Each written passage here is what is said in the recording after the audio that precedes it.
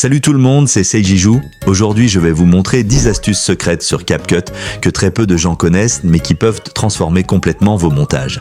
Certaines sont simples, d'autres un peu cachées, mais si tu les maîtrises toutes, tu vas clairement passer un niveau supérieur en editing. Alors, reste bien jusqu'au bout, parce que la dernière est vraiment sous-cotée.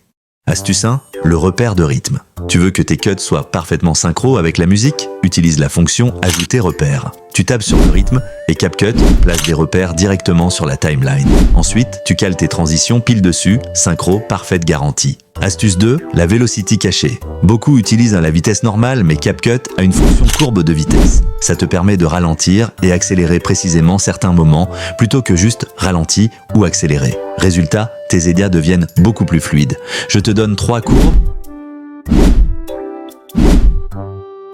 Astuce 3, texte invisible. Tu peux créer un effet de texte qui apparaît derrière ton sujet. Tu ajoutes ton texte, tu dupliques ton clip, tu mets le texte entre les deux, tu utilises la fonction suppression d'arrière-plan sur la vidéo du dessus. Effet cinéma garanti. Astuce 4, le masque créatif. Avec les masques de CapCut, tu peux créer des transitions custom. Par exemple, utiliser un masque radial pour faire apparaître une scène depuis le centre. Combine ça avec un zoom et tu as une transition unique. Astuce 5, le color grading avancé. CapCut a des filtres, mais si tu vas dans Réglages manuels, lumière, contraste, saturation, tu peux donner un vrai style cinématique à tes vidéos. Astuce, augmente légèrement les noirs et baisse la saturation. Astuce 6, son caché. Si tu vas dans la bibliothèque audio qui est juste ici, il y a plein de petits sons d'ambiance gratuits. Clique, whoosh, glitch. Ajoutés au bon moment, ils rendent ton edit beaucoup plus pro. Exemple, un whoosh au moment d'une transition, direct plus impactant.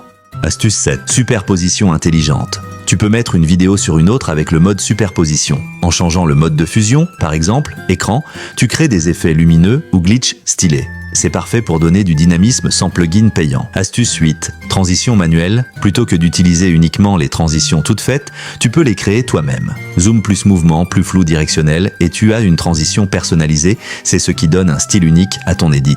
Astuce 9, effet 3, des simples, tu peux donner une impression de 3D avec une image fixe. Tu découpes l'image en plusieurs parties, arrière-plan, sujet, tu mets chaque partie sur une piste différente, tu ajoutes un léger mouvement de caméra, et bam, effet parallaxe en 3D. Astuce 10.